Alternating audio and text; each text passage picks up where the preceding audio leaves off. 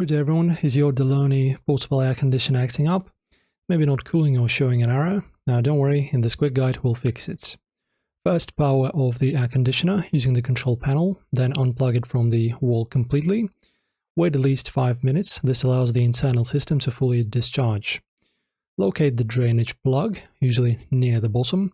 Remove it and drain any excess water. Some models won't reset properly if water is still stored inside. After waiting, plug the unit back in and power it on. This simple reset can resolve many performance issues, especially after a power outage or if the controls freeze. On select DeLonghi models, hold down the power and mode buttons simultaneously for 10 seconds until the display flashes. This triggers a full factory reset. If the reset did not work, double check the air filter for blockages. And that's it, your DeLonghi AC should now be reset and working properly. If this helped, give this video a thumbs up and subscribe for more easy to fix guides. And thanks for watching.